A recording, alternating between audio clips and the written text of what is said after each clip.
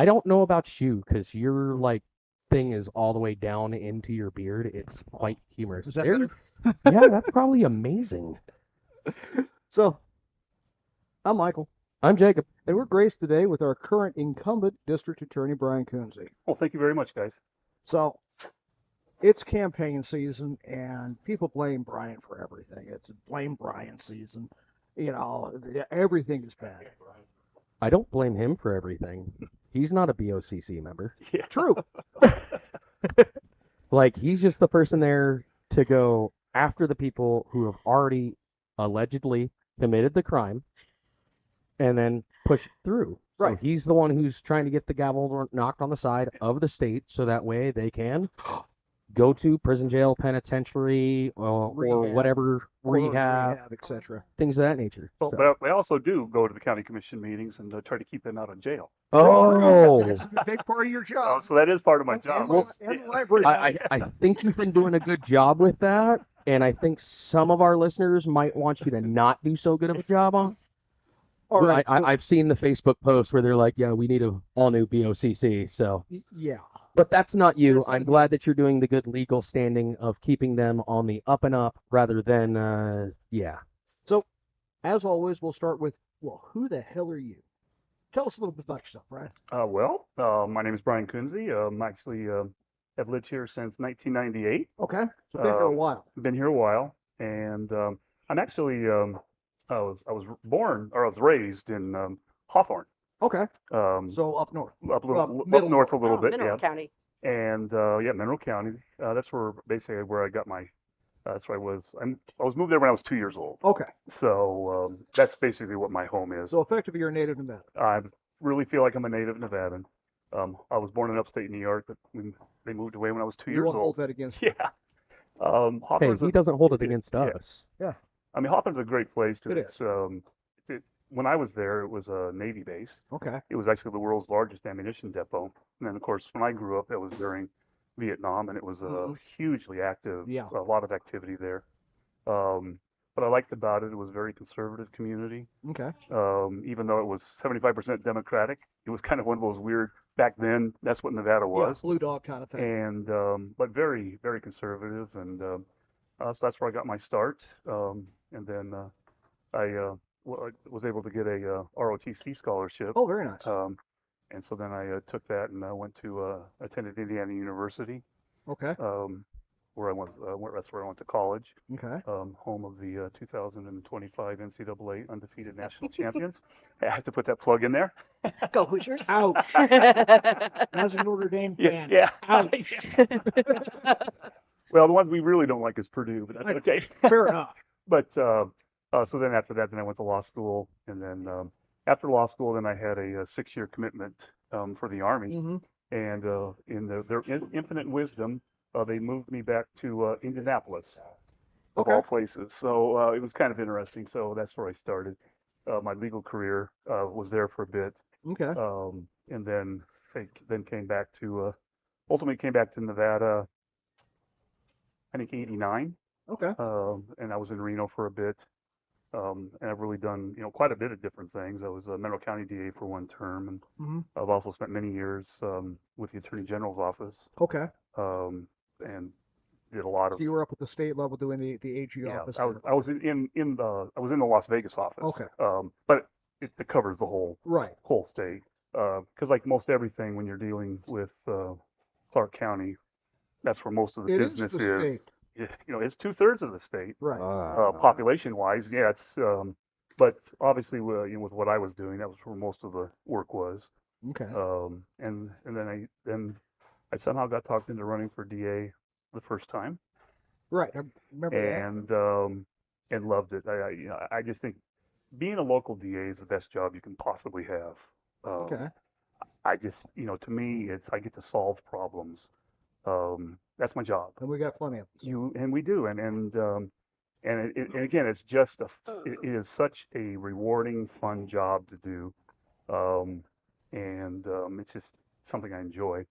So So let's dig into that. Yeah. What does a local DA do? Because I know that people blame you for the casualty list for World War One at this Yeah, point. yeah. So, but let's narrow it down on what does the office actually do?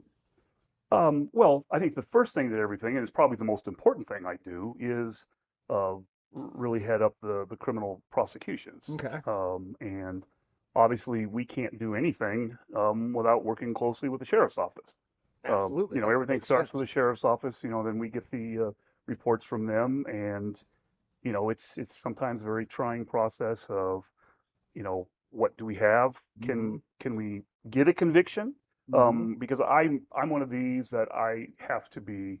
I'm very much on the safe, ethical side of things. Okay. I'm not ever going to file charges that might be iffy Okay. just to force somebody to make a deal. I don't think that's appropriate. If I can't prove the case, I don't think I should file the case. Fair enough. And I think that's what we expect, and I think that's really what our constitutional standards really say. So I take that very seriously, but we do charge probably at least 90% of what comes into us, maybe Okay. more. Okay, so you're Yeah, not at yeah, you're not at Japan standard, yeah, but you're yeah. you're We're you're we're close second. we're up there, but a lot of it too is like we get stuff from the sheriff's office, and it's not what we need exactly. Mm, Because the big thing is, and this is where we kind of get into issues when we're dealing with the sheriff's office, is they can arrest on probable cause. Right. hmm I have to have beyond a reasonable doubt Mm-hmm. to get a conviction. It's Yeah. a And much higher yeah, standard. and that reasonable doubt is sometimes very difficult, to get to. And so, we need to make sure that we have that. Like And they can arrest at a 60%. yeah, well, You need it more I, at the 80 well, it's to probably closer to 90%. 90%. That's 90 really plus, yeah. what what reasonable Reasonable doubt doubt is standard. about. So, but again, in some respects, I don't really. It doesn't bother me. I'm not concerned about that. hmm Because it's not. If you know how to do your job, it's not that hard Mm-hmm. to get there. And and so again, it's. I know it's a high standard, but one, it's a standard that I would not change for anything in Of the course.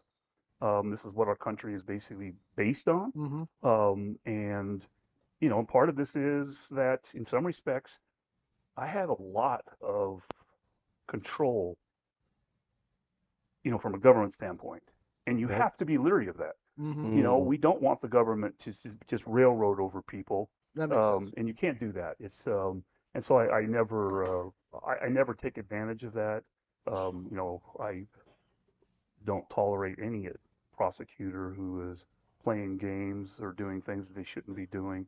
And fortunately, I have, I mean, you pass the bar. I mean, at that point in time, yeah, don't go below it yeah, and yeah. do dirty But tactics. but I really have a phenomenal team. Um, I just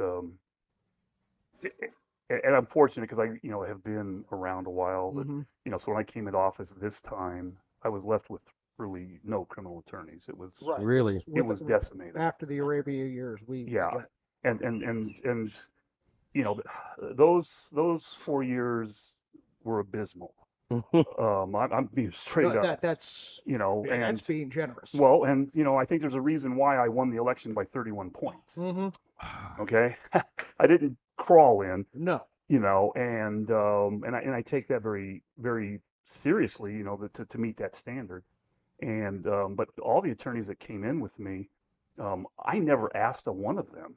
These are all people that I've worked with for years, Mm-hmm. and they all came to me and said, "Hey, we want to go out to Nye County with you." Okay. And We that's the want to type. work for Yeah, you. that for because work for me. Is that Yeah. because they got tired of Vegas and they wanted to? Well, it's a lot of it is they like the opportunity to be able to come out here because Okay. Vegas is very different. Yes. It is very different, and I think we can have more of an impact out here than you can in Vegas. Okay. I think so too. Yeah, I we really agree. can. And so, they just were interested in wanting to come out here, and like I said, it's been amazing. I can't ask for a better team, and it's just we can't do what we do without having a lot of good, dedicated people who take their jobs seriously. Mm-hmm. And if anything, sometimes I need to put a little bit of cold water. Mhm. I get it. I get it. So I do have a question for you. Sorry Since about you that. It's all good. It's the dust in the air, man. Since you've been a DA for a hot minute now, what's one thing that you've learned after becoming a DA that you did not realize before you took the office? Oh, that's a good question.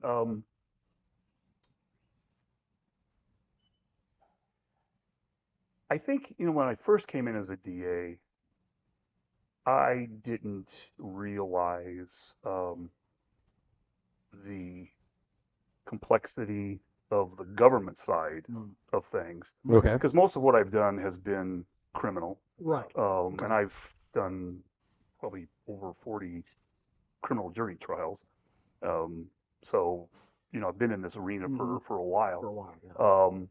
And I think that, that to me, the challenging part is really the government side Okay. of trying to work things through, um, and I think that's probably a lot what people don't really Right. see. Well, so talk to us a little bit about that, because because there's the two jobs. There's the criminal side, and there's the civil, which I'm familiar with dealing with the library board. But the general public may not be understanding how the DA's office um, keeps various boards. You're our legal counsel for library board, keeps the BOCC, on the straight and narrow. Well, a lot of what we do is, well, and most of what we do is behind the scenes, Right. because most of what we do is with different departments. We're reviewing contracts. Okay. We're writing ordinances. Um, so there's a lot. So was it your office that helped with the 10 o'clock close it down of the parks, so that way there was a law in the books? We certainly worked on that, and Okay. and so basically what'll happen is somebody wants to, commissioner comes up with something they want to do, and then we'll draft it, because obviously we need to make sure it's one constitutional. Mm-hmm. That's first and foremost, and secondly it's enforceable, and we try to plug whatever holes we can plug. Because one of the things that, as an example, that kind of came up with the park thing was, how do we clean up some of the vagrancies and stuff that we have in the park?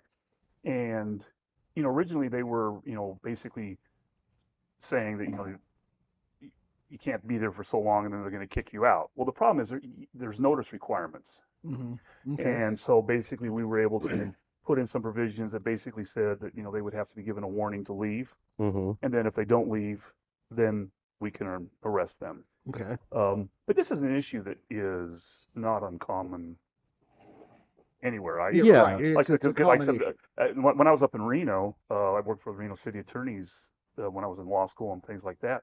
And what was fascinating up there is always it's the differences. Mm-hmm. In Reno, as soon as the first snow hits, the vagrancy arrests go through the ceiling. But that makes They want to be Ah. arrested Mhm. because they get It's a warm. they get a hot bed and a meal. Mm-hmm. Here, it's when it hits 115. Right. So we have the exact opposite problem here. But that's the problem with vagrancy. Mm-hmm. And you know, and here's the thing is that from my perspective, the criminal system is not going to fix that. No. No. This is a social problem that we really have to address, and we have to take a really hard look at how can we do this, Mm-hmm. and part of it is you're never going to totally fix it, but you certainly want to mitigate Mm-hmm. the impacts and stuff from it, because again, nobody wants to be going down to the park and have to be messing around with these people, and we've had some dangerous situations. I mean, a lot of I know. stabbings, Yeah. and we've had to deal with all of those, and so those are things that we got it, and that's why you have to really have a full vision of what's going Of on, course. because the simple answer is not going to fix it. No. Yeah. Just arresting them, throwing them in jail, they're going to get out, they're going to be back in a few days Mhm. anyway, Exactly. and we just It's keep just this Then it's this a vicious going. cycle that's Repeating cycle, never ending. Yeah. So, yeah. Absolutely. Why are you gonna look at me like that? Because Like, you usually have the best questions. oh, well, I try to. With that, why are you running for re-election? Um, well, mainly because I just love what I'm doing. Okay, that's a fair But answer. but the bottom line is that I don't think I'm done yet. Okay. I want to do one more term. I would like this to be my last term, and there's just things that have just been kind of lingering that I really want to push through and get fixed. Are you at liberty to talk about those? A lot of it is it just some of it is just like cleaning up some of the ways in which government kind of gets in the way. Okay. And so it's really hard. And as an example, I just had a long discussion this morning with some individuals dealing with the what they call the short-term rentals. Right, okay. They're like Yeah, Airbnbs. Yes. Okay. Had segments about that. Yeah, and there's been a lot of public, Mm-hmm. discussion about that. And those are the type of things. And it was such an interesting meeting to be able to sit down and hear their issues. And quite frankly, there's a lot of things now that I'm looking at this with a whole different perspective.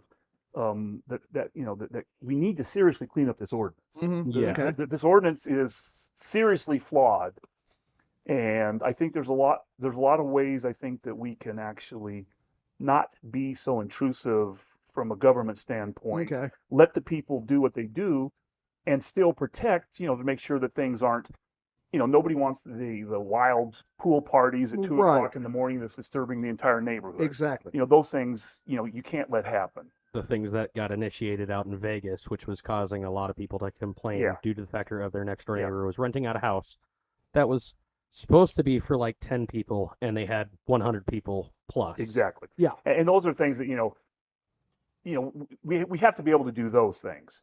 But more what I'm looking at and seeing what's happening is some of the artificial things that we're putting on the Airbnb Mm-hmm. owners, Mhm. and some of it is just almost kind of silly. And I've studied that Yeah, extensively for Clark County. well, then I think that's what they did. They just adopted Clark County. Yeah, and You know, that's and one of them is that they have to have a camera Mhm. inside their house, pointing at the front door, and it's like, for Ew. what What does purpose? it do? What Yeah. purpose is there? which got banned in California. California, exactly. you're Yeah. only allowed to have a camera that's exterior only, Exterior, yeah. not internal, Yeah. and it has to be in plain view. Yeah. Yeah. And my philosophy here, and this is what I'm going to try to make sure that I pound this through if I have to, from Mhm. the standpoint of do the things that need to be done to protect the community, Mm-hmm. but let's not be silly and crazy, because there's nothing wrong with Airbnbs. Mhm. Right. I mean, I happen to like Airbnbs. Mhm. I stand. Yeah, Mhm. I've stayed in many of them. I got to the point where I'd rather stay in an Airbnb than in a hotel. You're not wrong. Yeah, and so the whole thing is, it's like I just think that this happened probably a little bit too quickly Mhm. without really any real forethought. And I think, and again, I'm not afraid of sitting down with a group that's actually very hostile to the county Mm-hmm. and being able to have a reasonable discussion and understand what they're talking about, and be able to fashion a way that we can address this so that we can clean it up. And I do think there's a path forward for us to be able to clean it up. And so that's going to be one of the things I'm going to be working on, probably over the next month. It's going to take probably that long to kind of, weed through everything. That makes sense. But that's really something I'm really, becoming very passionate about. Let's clean this up. And, because some of this is like, my prime example is you're requiring somebody with an Airbnb to have their septic tank certified and by tested and an inspected. engineer. Right. Okay? But the standards of how many people can be in that house is no greater than what a typical family might have. Right. So why is the government imposing that type of a requirement? Exactly. Okay? If the thing was built, constructed, and approved for a residential facility, I don't think the way the Airbnbs operate, that's going to overtax the septic tank. No. No, if anything, it's going to be less because they're Yes. not doing laundry. Exactly. Right. Well, And so every 3 to yeah. 5 years is Yeah. usually Yeah. the stock standard for going through and having it And I pumped. think anytime you have a septic tank, you have to worry about that anyway. Right. Mhm. It's maintenance, general Yeah. maintenance. Yeah. And so the whole thing is like that's one prime one that it just strikes me as just kind of odd. And some of it too is like you have to have sound Detectors, yeah. detectors. Okay, that you have to actually. My understanding is that they have to have the capability of recording for several months.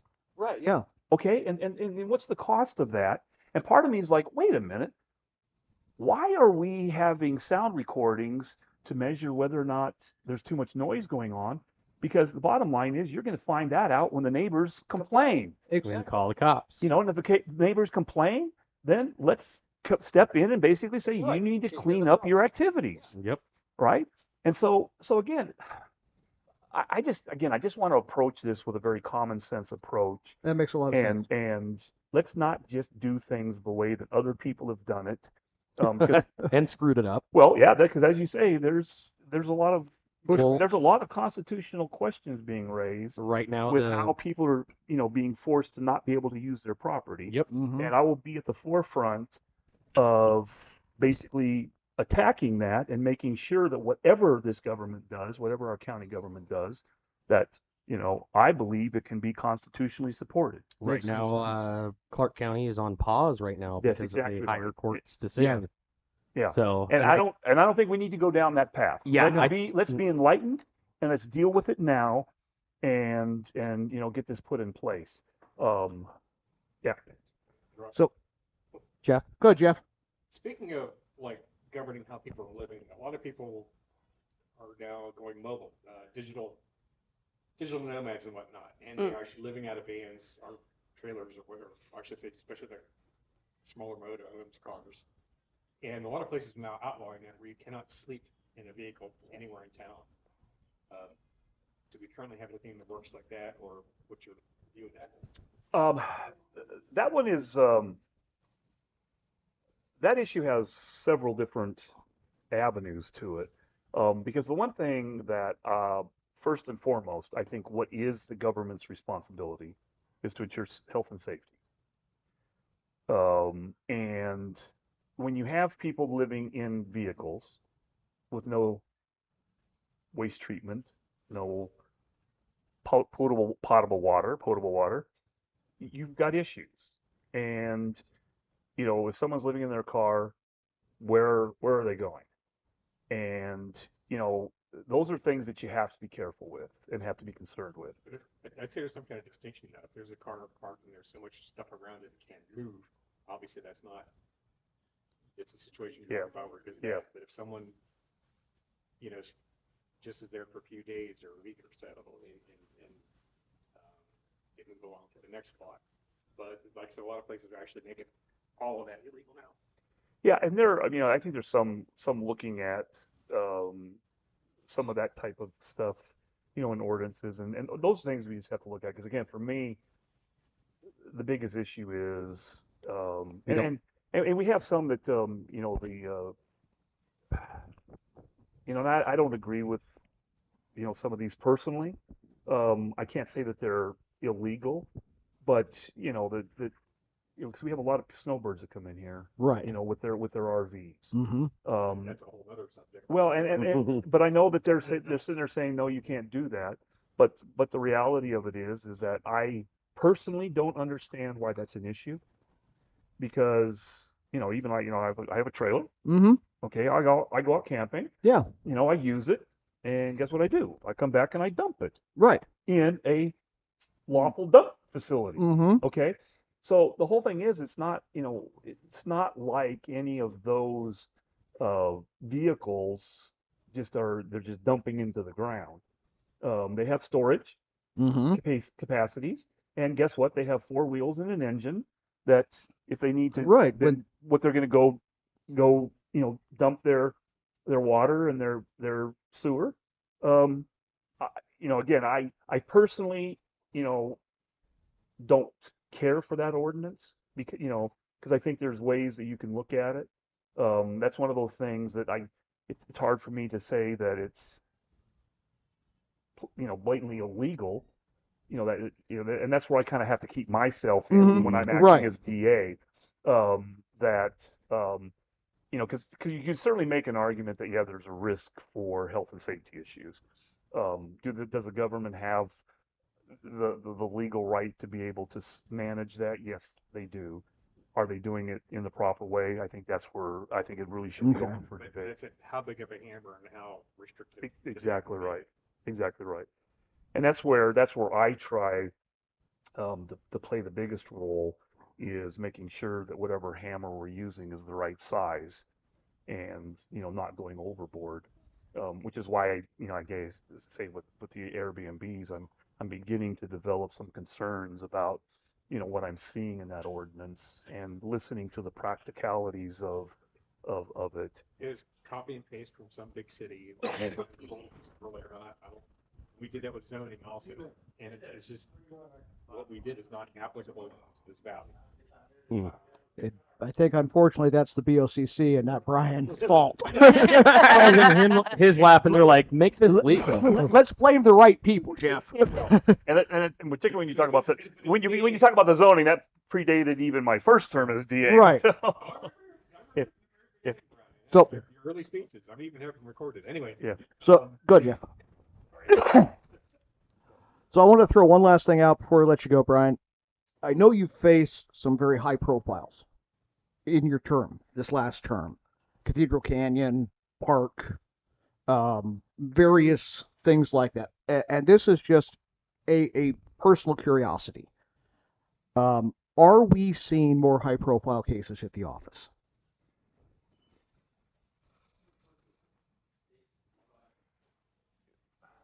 Actually, not really. Okay. You're always going to have a few of these, Right. And then obviously those take a lot of Right. big attention. These are the zebras. Yeah, and we've had some bizarre things. I mean, I will say that, and in some respects, I agree from the standpoint of I think we're seeing more of the more serious crimes, and we pretty much see what you see in Clark County. Right. We don't see the volume that you get there, but we had a situation, a case where the girlfriend set up her boyfriend with the use of her grandparents. Right. And I know the case you're there was talking actually about. a person on top of the roof. On the roof. Yeah. And and set him up with a murder case. Right. Wow. Okay. Yeah. And those people went We to talked prison. about that one. Those people went to prison. Yeah. Okay. I mean, so we're getting some of those strange things like that, and it's sadly kind of part of our time that we're living Right. in. Okay. But I don't know that it necessarily is more, but it's probably more really from the standpoint of our population keeps growing. So I don't know that it's necessarily percentage-wise. I guess Okay. it would The be, per capita kind of thing. yeah, that type of thing. I don't know that I would say that it's significantly more. Okay. Well, Brian, I appreciate you. Thank you for being on the show tonight. No, I really appreciate the opportunity to come And I backed you last time, and you definitely have me reasonably swayed Okay. here. I appreciate the job you're doing. And as public administrators, as a deputy over there, I can say that we appreciate the heck out of your office. Well, again, I really love my office. I mean, my staff is amazing, and the only person I would get would be steal my daughter from Washoe County DA's office, but Well, but she's not coming back home. fair enough. Fair enough. She doesn't want to work for Dad. I get it. I get it. No, I think she likes Reno. All right. So, All right, Brian. Again, thank you for being on. Yeah. You got anything final there, Jacob? I'm Jacob. I'm Michael. and I'm Brian. Thanks That's for tuning Jeff, in. and there's Amy. Thank you for being on, Brian. Thank you, guys. You. And we're clear. Two.